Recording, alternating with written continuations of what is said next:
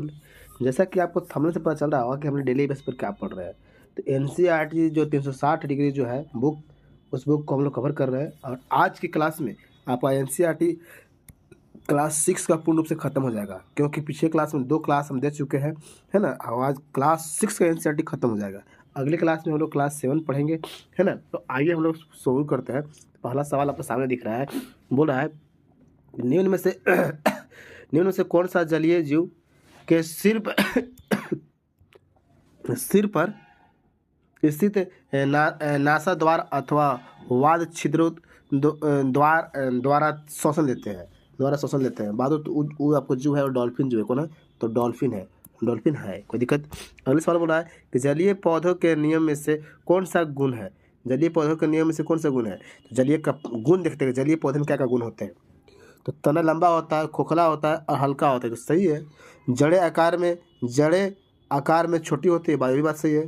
तना जल की सतह तक वृद्धि करती है, सही बात है। पानी इतना भरा है, जमीन यहाँ तक आने की कोशिश करता है जड़, यानी कि सारा का सारा क्या है, सही है। आगे बोला है निम्नलिखित में से असत्य कथन की पहचान करें। असत्य, इसमें से बहादुर असत्य एक ही क्वेश्चन असत्य है बहादुर, वो है ऑप्शन नंबर सी कि केचुओ नासा मार्ग के द्वारा सांस लेते हैं। ये क्या नासा मार्ग के द्वारा सांस लेता है? नहीं, नासा मार्ग कहने का मतलब, इससे अगर समझ में नहीं आ रहा होगा, नासा का मार्ग मतलब नाक बोल रहा है, ये नाक। तो क्या नाक से लेते हैं? तो नहीं, वो आपको लेते हैं त्वचा से बहादुर।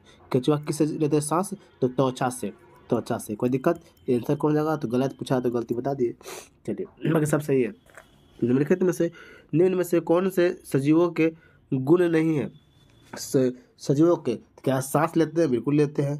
तो भोजन की आवश्यकता नहीं पड़ती है? ये तो गलत है भाई, पड़ती है ना। उत्सर्जन करते हैं, प्रजनन करते हैं, यानी कि सब। और नहीं पूछा तो आंसर कौन जाएगा? B for ball. कोई दिक्कत? पौधे अपना भोजन निम्न प्रक्रिया द्वारा स्वयं बनाते हैं। तो पौधे किसके द्वारा बाहर? तो प्रकाश संश्लेषण के द्वारा स्वयं भोजन बनाते हैं। निम्नलिखित में से किस पौधे की पत्तियां छूने पर अचानक सिकुड़ जाती है? तो छुई मुई के पौधा जो है वो छूने पर क्या होते हैं? मुखड़ जाती है।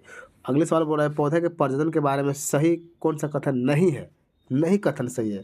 तो पहला ऑप्शन है कि बहुत से पौधे बीजों द्वारा प्रजनन करते हैं। ये तो बात हमको सही लगा बाबू, ये तो बात सही लगा। अच्छा क्या ये बात सही है? क्या ये बात सही है कि दोनों बहुत से पौधे बीजों से प्रजनन करते थे? नहीं, गलत। यानी कि पूछ रहा है कोई सही नहीं है। तो ये बात ये भी है, कुछ पौधे बीज के अतिरिक्त अपने कायिक भागों द्वारा नए पौधों का निर्माण करते हैं। ये भी सही है, ये भी गलत है बात, है ना। कौन सही नहीं है? तो आंसर कौन जाएगा? तो बी फॉर बॉल हो जाएगा, बी फॉर बॉल। इसका मतलब है कि जंतुओं की तरह पौधों में भी प्रजनन के तरीका भिन्न भिन्न होते हैं। बहुत से पौधे जो है बीजों द्वारा प्रजनन करते हैं, बात सही है। पौधे बीज उत्पादित करते हैं और उन्हें अंकुरित करके नए पौधे उगाते हैं। तो आपका आंसर जाएगा बी हो जाएगा। कोई दिक्कत? बोला है गेहूं के बोरी में हाथ लगाने पर कुछ गर्मी का अनुभव होता है, इसमें श्वसन के कारण बहादुर। तो ऑप्शन नंबर ए हो जाए श्वसन, इसके श्वसन के कारण होता है। आगे बोल रहा है कि कौन सा आविष्कार यातायात प्रणाली में सबसे पहला एवं अहम आविष्कार माना जाता है। तो पहिया जो है अहम आविष्कार माना जाता है। कोई दिक्कत है बाबू? आगे सवाल बोल रहा है, सवाल आगे देखेंगे क्या बोल रहा है। सवाल बोल रहा है कि दूरी मापने का सही मापक कौन सी है। तो दूरी मापने का सही मापन है बहादुर, ये तो फैली बाहें से हम लोग दूरी अच्छे से माप सकते हैं। अगले देखो, मापन की मानक प्रणाली को क्या कहते हैं। मापन की मानक प्रणाली को तो मीट्रिक पद्धति बोलते हैं। आगे सवाल कर दिया, सम्मिलित कीजिए। सम्मिलित करना है बाबू। तो क्या है कि 1 मीटर जो है 1 मीटर 100 सेंटीमीटर होता है। किलोमीटर मतलब 1 किलोमीटर बराबर आपको बोल सकते हैं कि 1000, सॉरी यह नहीं होगा, तो 10 mm बोलेंगे किलोमीटर में। सेंटीमीटर मतलब हो रहा है कि 1 सेंटीमीटर में अगर बात करेंगे, 1 सेंटीमीटर में अगर हम बात करेंगे बाबू, तो इसमें थोड़ा देखिए, ध्यान से देखिएगा। चलिए, तो हालांकि यहाँ पर जो है तो सेंटीमीटर होना चाहिए, क्या होना चाहिए? सेंटीमीटर होना चाहिए, तभी सही होगा। सेंटीमीटर होना चाहिए बहादुर। और लिखा है कि 5 किलोमीटर, तो 5 किलोमीटर मतलब 5000। और सेंटीमीटर बोलेगा तो 1000 मीटर बोल सकते हैं या 10 मिलीमीटर बोल सकते हैं। तो ये आपके हिसाब से जो आंसर है आप मिला दिए, मिलावट सही है बाबू। अब जो आपको ऑप्शन दिया गया ऑप्शन तो कटा हुआ है। तो अगर देखेंगे बोला जम्मू कश्मीर से कन्याकुमारी के बीच की दूरी को किसमें मापना सुविधाजनक होगा। तो जम्मू कश्मीर से वहाँ हम जाएंगे तो किलोमीटर में मापेंगे बाबू, छोटा इकाई नहीं है, लंबा इकाई हो गया, तो किलोमीटर में है ना, मीटर में नहीं नापेंगे ना सेंटीमीटर में नहीं, किलोमीटर में मापेंगे। प्राचीन मिस्र के लोग लंबाई के मापन के लिए प्रयोग करते थे। प्राचीन जो लोग थे मिस्र के, तो लंबाई के लिए क्या मापते थे, तो कोहनी से अंगुली के छोर तक के, देखिए मतलब केहनी करते हैं ना, ये हाथ है, हाथ है, केहनी से अंगुली तक इसे नापे नापे आगे बढ़ते थे, है ना। आगे बोल रहा है, आगे सवाल क्या बोल रहा है कि मापन के लिए मीट्रिक प्रणाली का रचना किस देश के थे। मीट्रिक प्रणाली जैसे बताया फ्रांस से, मीट्रिक प्रणाली की शुरुआत कहाँ से किया गया, तो फ्रांस से। कोई दिक्कत है बाबू। आगे सवाल आइए, सवाल नंबर बोला निम्नलिखित में वर्तुल गति कौन है। इसमें से वर्तुल गति कौन है बाबू, तो बिजली की पंखे की गति को वर्तुल गति बोलते हैं, बिजली के पंखे को वर्तुल गति बोलते हैं, है ना, वर्तुल गति। आगे देखो वर्तुल गति के उदाहरण, तो वर्तुल गति के उदाहरण कौन कौन हो सकते हैं। वर्तुल गति के उदाहरण बहादुर कौन कौन हो सकते हैं। तो वर्तुल गति के आपको पंखा है बाबू, ये तो आपको ये तो हो जाएगा। घड़ी का सुई भी गोल घूमी रहता है, और धागे से बांधे हुआ पत्थर जो गोल घुमाता है इसे गोल गोल, तो वर्तुल गति के उदाहरण, गोल घूमता है, एक समान जगह पर घूमते रहता है ना। आगे बोल रहा है कि आवृत्ति गति का उदाहरण, तो आवृत्ति गति का उदाहरण इसमें से कौन होगा बाबू। आवृत्ति गति का जो उदाहरण है वो वृक्ष की शाखाओं का इधर उधर करना। आवृत्ति मतलब कैसे से हिलाते हैं ना, ठीक है। झूला झूलना, झूला से झूलते हैं ना बाबू, तो भी सही है। सितार की डोर, सितार की डोर जो हिलाते रहते हैं इसे से, तो भी सही है। तो मतलब कि कौन हो जाएगा आंसर, तीनों को तीनों सही है। आगे देखो, आगे बोल रहा है कि लुढ़कती हुई गेंद में कौन सी गति होती है। तो लुढ़कती हुई गेंद में बाबू, तो लुढ़कती हुई गेंद में तो घर्षण गति हो गया, और घर्षण के बाद वो सरल रेखीय गति हो गया। ये आवर तो होगा नहीं, और गोला होगा। लुढ़के का मतलब कि एक जगह जा रहा है, तो ये तो होगा नहीं, इतना होगा, तो कौन हो जाएगा, तो 3 और 4, तो ऑप्शन नंबर को हो जाएगा 3 4, तो डी हो जाएगा, ठीक है। तो आप क्वेश्चन लिखिए तो ये आंसर लिखिएगा, इसे मत लिखिएगा, इसे कुछ नहीं लिखना है, इसको लिखिएगा। मतलब लिख दीजिएगा 3 और 4 लिख दीजिएगा, 3 और 4 में हम क्या आंसर मानेंगे, कुछ मान सकते हैं, नहीं मानेंगे, क्वेश्चन लिखिएगा, ठीक है। निम्नलिखित में से दीप्त पिंड कौन सा नहीं है। दीप्त पिंड कौन सा नहीं है, तो अच्छा बहादुर दीप्त पिंड बोला, देखिए आप लोग लिखने का तरीका बताते हैं। बोला दीप्त पिंड नहीं है, तो पेंसिल जो दीप्त पिंड नहीं है, तो पेंसिल नहीं है दीप्त पिंड, मान लीजिए, तो दीप्त पिंड है कौन कौन, तो इसको लिखिए बगल में कि दीप्त पिंड कौन कौन है ना। इसको पर लिखने से मतलब नहीं है, इसको मत लिखिए, पेंसिल मत लिखिए, डायरेक्ट लिखिए ना कि दीप्त पिंड कौन कौन है।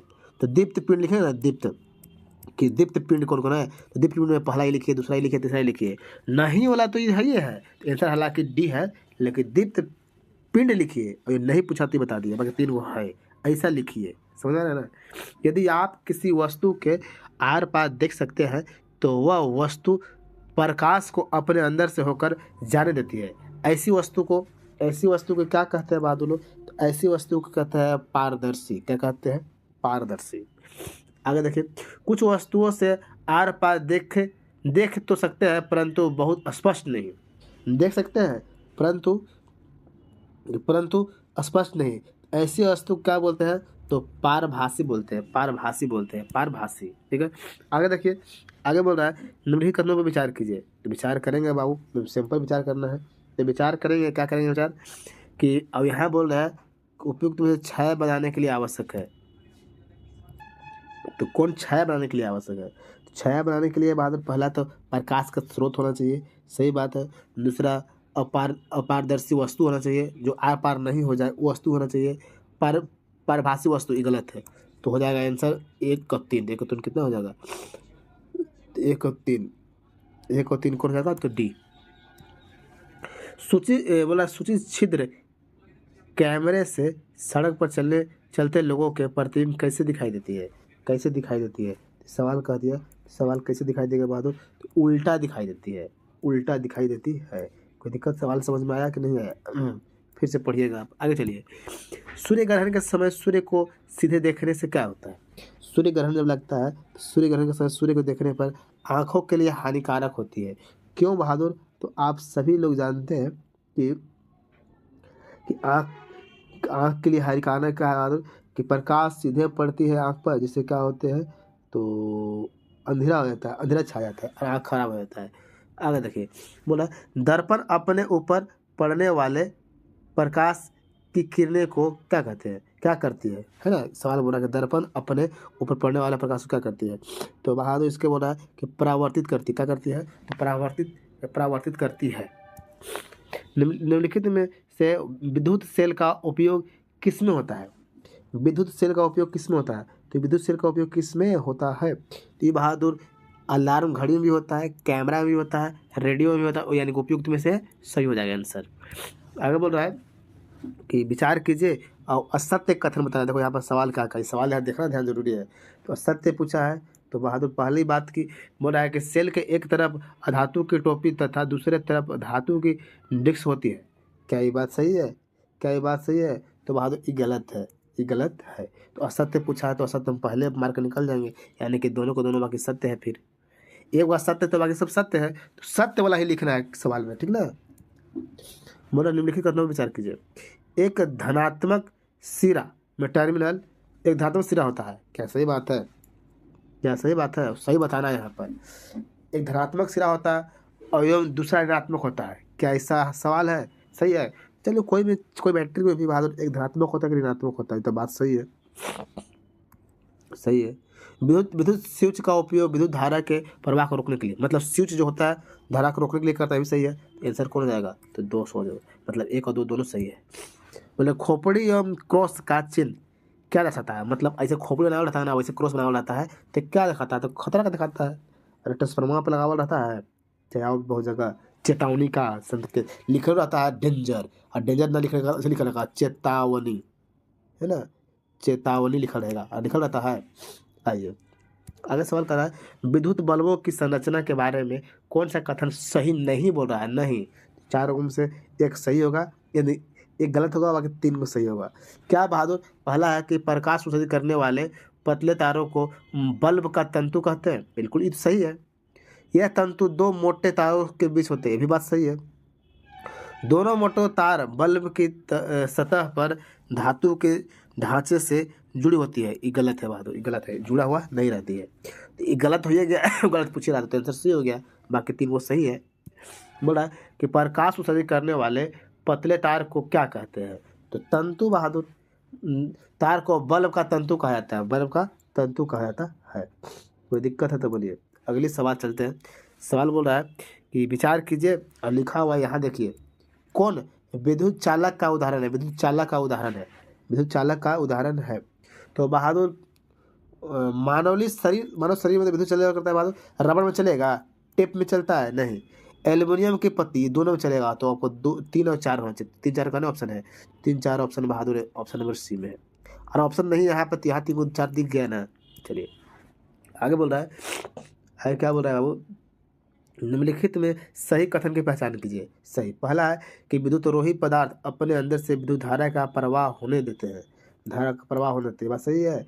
चलिए तो कथन, और लास्ट में क्या पूछा है, सही नहीं है, तो पहला सही नहीं है बाबू, तो पहला सही नहीं है। अच्छा दूसरा देखते हैं, विद्युत चालक पदार्थ अपने अंदर से विद्युत धारा का प्रभावित करते हैं, तो सही है, तो यानी कि ये गलत है, तो कौन गलत है, कथन 1।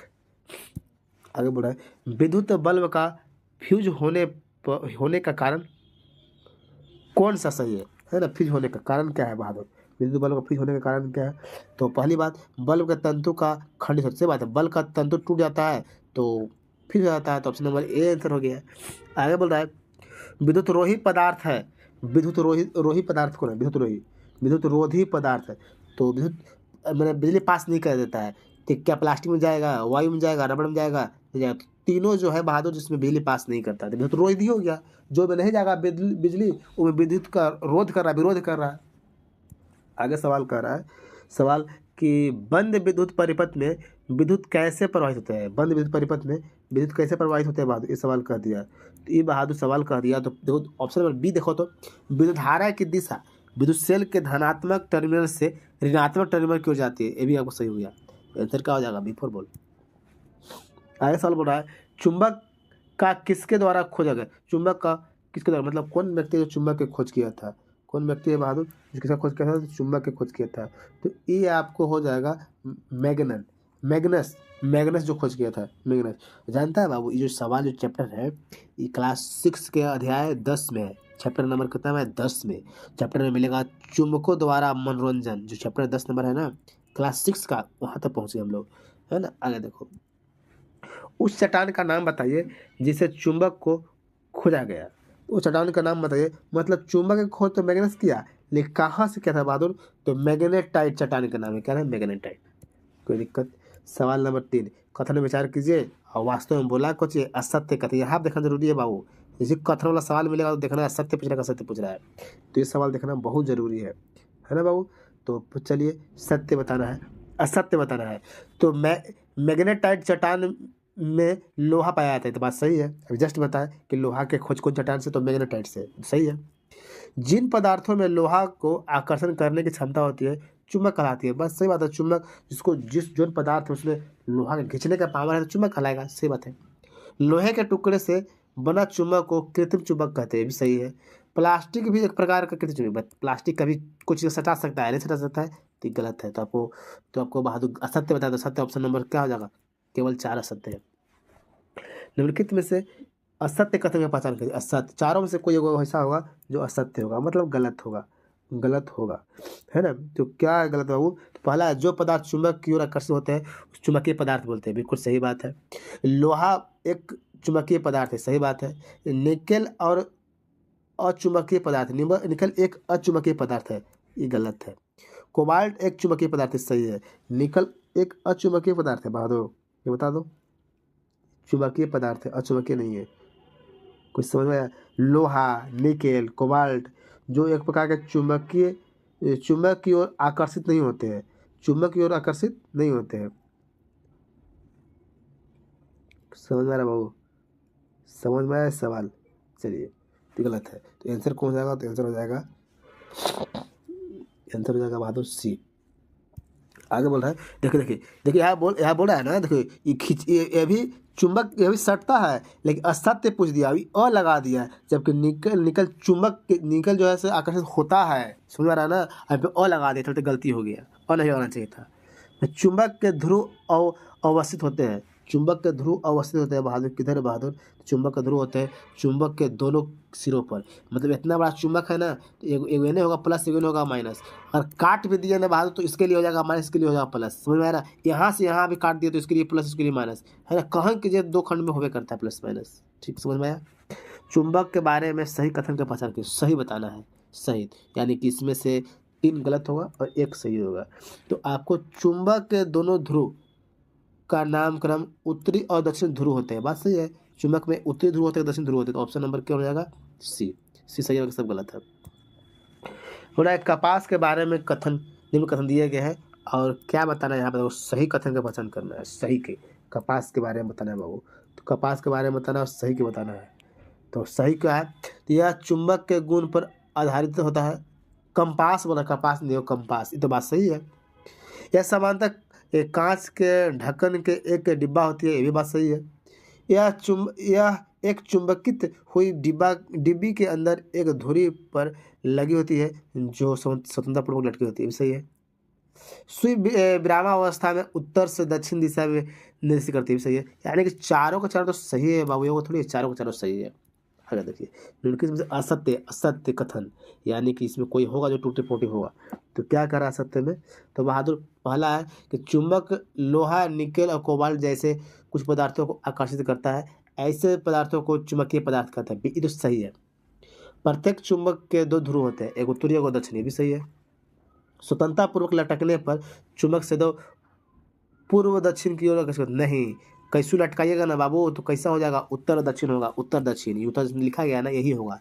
कैसे लटकाइएगा? तो यही चलते ये गलत है और सत्य पूछ रही था, तो आंसर कौन जाएगा? सी हो जाएगा। समझ में आया ना? ताकि कैसे लटकाएगा तो उत्तर दक्षिण होगा, लटका के आप देख लीजिएगा। 2 चुंबक के असमान ध्रुव एक दूसरे को आकर्षित करते हैं, जबकि असमान क्या करते हैं? प्रतिकर्षित करते हैं। मतलब बोल रहा है कि 2 चुंबक है, असमान मतलब एक को सीधा एक उल्टा रख दीजिएगा तो दोनों आपस में सट जाएगा, लेकिन दोनों सेम डायरेक्शन में रखिएगा दोनों अलग अलग हो जाता है। ये कहने का मतलब था। आगे बताया बात, क्या घटित होगा जब चुंबक को हथौड़ा से पीटा जाएगा? तो इसमें क्या प्रभाव, मतलब चुंबक को हथौड़ा से पीटेंगे तो बहादुर क्या प्रभाव होगा? तो पहली बात कि अपना चुंबक तो गुण खो धीरे धीरे खत्म हो जाता है, है ना, जो चिपकाने वाला गुण है वो खत्म हो जाएगा। क्या घटित होगा जब चुंबक को गर्म करेंगे? तो देखो अभी पीटे तो हो गए बहादुरी, और गर्म करेंगे बहादुरी, तो गर्म करने पर तो वही घटना होता है, धीरे धीरे क्या होता है, अपना गुण खो देता है। पीटिए या गर्म कीजिए। आगे बढ़ा है, चुंबक के दोनों समान ध्रुव एक दूसरे को, समान ध्रुव जब है तो एक दूसरे को विरोध करते हैं। क्या करते हैं बाबू? एक दूसरे को आकर्षित नहीं करते हैं, मतलब विरोध करते हैं। तो कौन हो जाएगा? सी। समान है तो जब एक दूसरे का विपरीत है ना, एक दूसरे का विपरीत है, मतलब एगो मान ले कि इस चुंबक है बहादुर, इस चुंबक है, तो चुंबक बी को नहीं सटा सकता है, ए को नहीं सटा सकता, लेकिन ए और बी जाएगा तो सट जाएगा। समझ में आया ना? पर कतवा विचार कीजिए, कतवा विचार करना है और जवाब देना है बाबू। कतने विचार करना है, जवाब देना है। क्या जवाब देना है? कि कुछ क्षण चुंबक के रखाव के समय हमेशा विपरीत ध्रुव को साथ रखनी चाहिए। सही बात है। छड़ा चुंबक रखेंगे तो दोनों को उल्टे रखे पड़ता है, तो अपने सट जाएगा। रख रखाव करते समय चुंबक को मोबाइल, टेलीविजन, सीडी आदि से दूर रखना पड़ता है। बात सही है। चुंबक कौन सटा लेगा? तो इधर कौन जाएगा? दोनों को दोनों सही है, सही है, ठीक है ना। आगे देखो, आगे बोल रहा है वायु क्या है? वायु क्या है? तो वायु क्या है बहादुर, कोई बता दो। तो इसके बारे में आप कमेंट कीजिए। देखो अब चैप्टर शुरू हो गया, चैप्टर नंबर 11 शुरू हो गया है ना। हमारे चारों ओर वायु चैप्टर है बाबू, वहाँ शुरू हो गया। इसे बताइए कि वायु क्या है। तो वायु एक मिश्रण है, एक तत्व है, एक यौगिक है, या इनमें से कोई नहीं है। आप कमेंट करके बताओ बाबू, कमेंट कीजिए। आपका होमवर्क है, कमेंट कीजिए, हम इंतजार कर रहे हैं। कमेंट कीजिए, फटाफट कीजिए कमेंट। चलो आगे देखो, कमेंट कीजिए, हम देखते हैं आगे। तब तक वायु के बारे में निम्नलिखित में विचार कीजिए। और विचार करने के बाद यहाँ क्या लिखा हुआ है, पहले यहाँ देखिए, सत्य लिखा हुआ है। सत्य के बारे में बताना है ना। तो इस वायु के बारे में क्या करना है बाबू? सत्य बताना है। सत्य बताना है तो पहला क्या है कि पहला बोल रहा है कि यह स्थान घेरती है क्योंकि इसका अपना आयतन होता है। क्या ये बात सही है बाबू? तो ये बात तो सही है। इसका रंग सफ़ेद होता है। क्या कोई इसका रंग देखा है? कहीं रंग देखा है? इसके बारे में को पता नहीं है। यह अपारदर्शी होता है। ये भी बहादुर कैसे ही है। चौथा बोल रहा है कि प्रकाश प्रकृति में जल चक्र के लिए वायु में जलवाष्प होना अनिवार्य है। तो हमको एक और 4 हमको सही लिखा बाबू। चलते ऑप्शन नंबर क्या हो जाएगा? C4 कटप्पा। आगे बोल रहा है वायु की वह परत जो पृथ्वी को घेरे हुए रहती है क्या कहलाती है? क्या कहलाती है? वायु की वह परत पृथ्वी घेरे तो वायुमंडल कहलाती है। वायुमंडल किसका कहने वाला? वायुमंडल। कोई दिक्कत? आगे बोल रहा है कि हमारे वायुमंडल में सर्वाधिक मात्रा में कौन सी गैस उपस्थित है, प्रेजेंट है? तो हमारा वायुमंडल में बहादुर नाइट्रोजन है बाबू। और नाइट्रोजन कितना सारा है ये कॉपी पर लिख लेना बहादुर।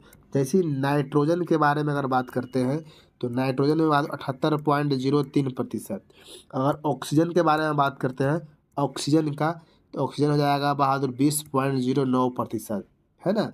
अगर आर्गन के बारे में बात करते हैं, आर्गन के बारे में अगर बात करते, एक मिनट सुने हैं ना बाबू। और आर्गन के बारे में अगर बात करते हैं, सुन के सुन लिखो, तो 0.9323 है ना। अब अगर आपसे बोल देगा कि कार्बन डाइऑक्साइड बोलेगा बहादुर, CO2 बोलेगा, तो 0.03% वायुमंडल में, है ना। अगर वही नियोन बोल देगा, नियोन बाबू लिखना इसको, है ना, हम सुनेंगे। नियोन अगर बोलेगा तो नियोन आपको हो जाएगा, नियोन 0.0018। अगर आपको बोल देगा बाबू हाइड्रोजन बोल देगा तो 0.01, हाइड्रोजन बोलेगा 0.01। अगर आपको हीलियम बोल देगा तो बाद 0.0005, है ना, कच्ची बोला हीलियम। अगर क्रिप्टॉन बोल देगा तो बाद क्रिप्टॉन बोल देगा आपको तो 0.0001, है ना। और जेनोन बोल देगा बाबू, तो जेनोन अगर बोलेगा ना तो जेनोन के लिए बहुत मस्त है। जेनोन के लिए बाबू तो 0.0000, 4 को 0 दे देना है, 5 को 0 देना है, बाद उसके बाद 5 देंगे। इसका मात्रा हमारा वायुमंडल में है। सब हम कॉपी पर सुनेंगे।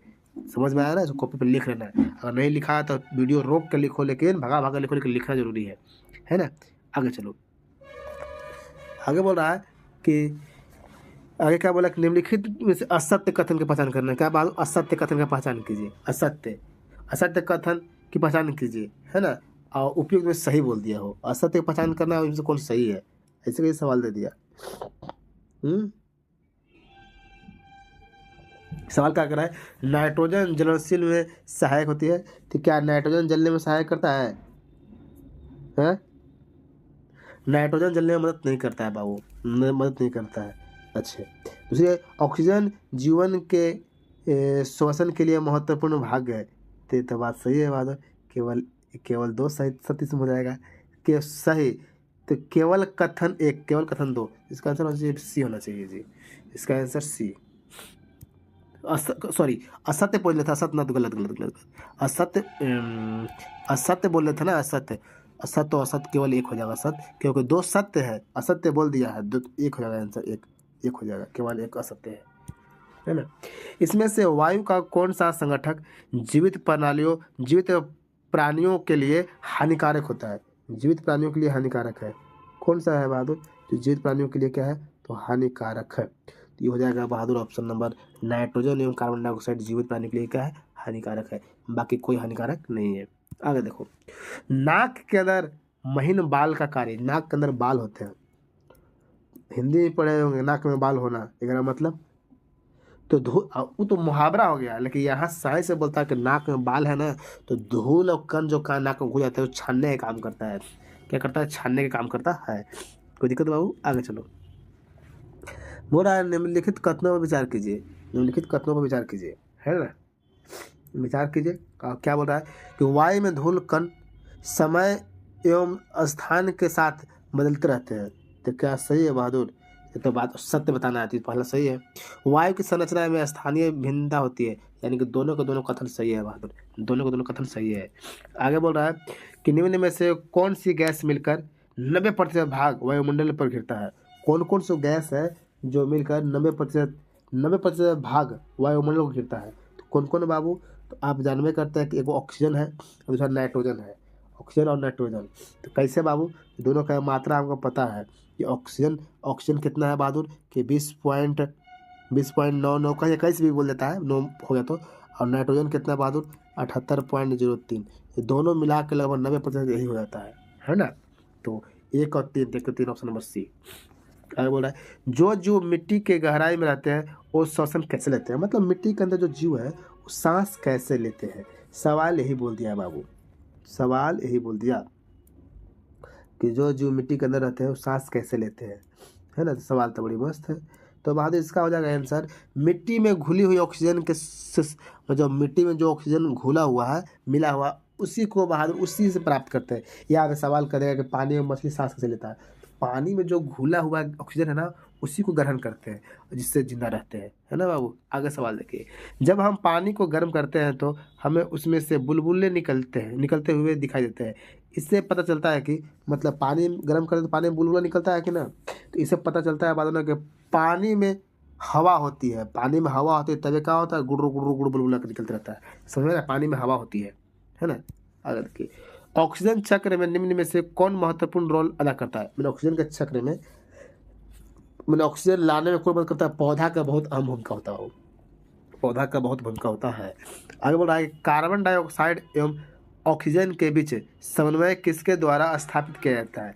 किसके द्वारा स्थापित किया जाता है बाबू? इसका हो जाएगा बहादुर, तो ये हो जाएगा प्रकाश संश्लेषण और श्वसन के द्वारा स्थापित किया जाता है।